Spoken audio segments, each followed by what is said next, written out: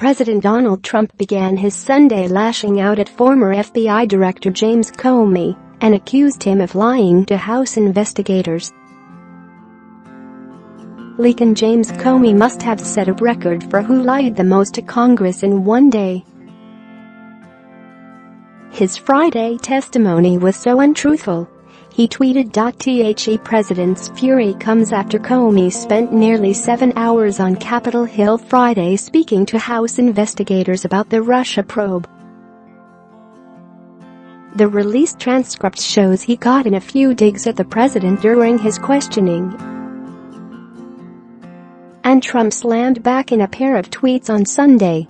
On 245 occasions, former FBI Director James Comey told House investigators he didn't know, didn't recall, or couldn't remember things when asked. Opened investigations on 4 Americans, not 2, didn't know who signed off, and didn't know Christopher Steele. All lies, Trump tweeted. Leakin' James Comey must have set a record for who lied the most to Congress in one day. His Friday testimony was so untruthful. This whole deal is a rigged fraud headed up by dishonest people who would do anything so that I could not become president. They are now exposed, he added. Trump has been on a tear about Comey over the past few days as news of Mueller investigation into Russia's meddling in the 2016 election has garnered steam and made headlines. On Friday, prosecutors in New York recommended that former Trump lawyer Michael Cohen spend between 51 and 63 months in prison for a range of federal crimes including tax evasion and violating campaign finance laws. Comey on Friday met with members of the House Judiciary Committee and House Oversight and Government Reform Committee about the Russia probe. The 235-page transcript of his closed-door hearing was publicly released as a part of an agreement with the former FBI director. Share this article. Share 32 shares. Comey used his time before the GOP-led committees to take a few shots at Trump's criticisms of the judicial system, saying we have become numb to lying, and attacks on the rule of law by the president, and Trump's suggestion that it should be a crime for subjects to flip and cooperate with investigators. It's a shocking suggestion coming from any senior official, no less the president. It's a critical and legitimate part of the entire justice system in the United States, Comey said. He also decried Republicans for bringing him back before them, calling Friday's hearing a desperate attempt to find anything that can be used to attack the institutions of justice investigating this president. And he took umbrage with Trump's claim he is friends with special counsel Robert Mueller, the former FBI director who now leads the Russia investigation. I admire the heck out of the man, but I don't know his phone number, I've never been to his house, I don't know his children's names, Comey said. I think I had a meal once alone with him in a restaurant. I like him. I'm an associate of his who admires him greatly. We're not friends in any social sense.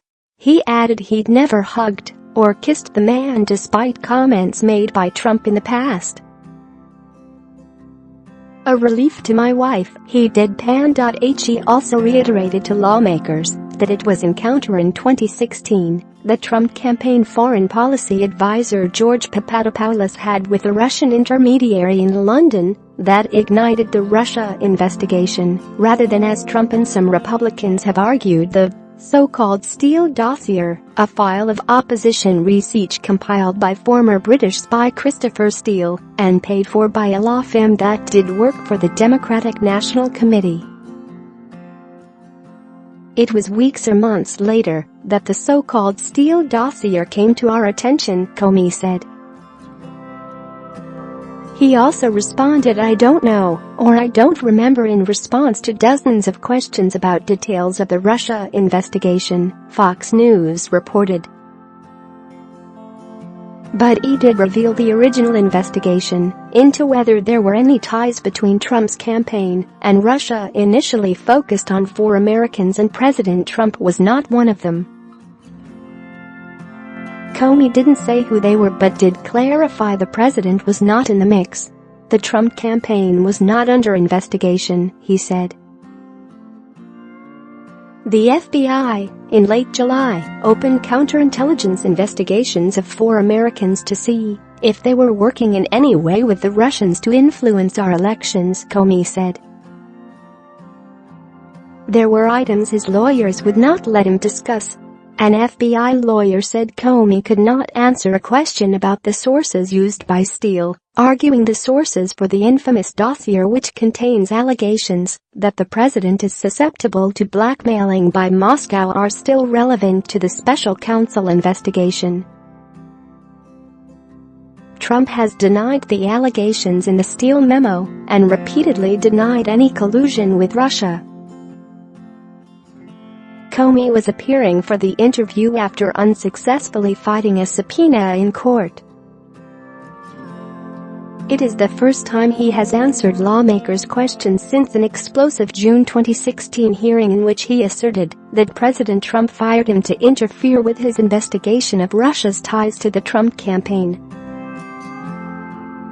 His lawyers had fired off a brief seeking to quash the subpoena, demanding transparency and arguing Republicans would selectively leak information if he were to appear behind closed doors.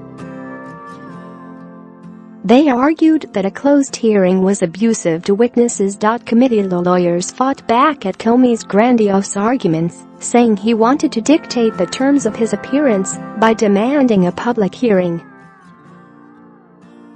Comey buckled over the weekend, announcing he would appear following assurances that a full transcript would get released and he could speak about what he had testified.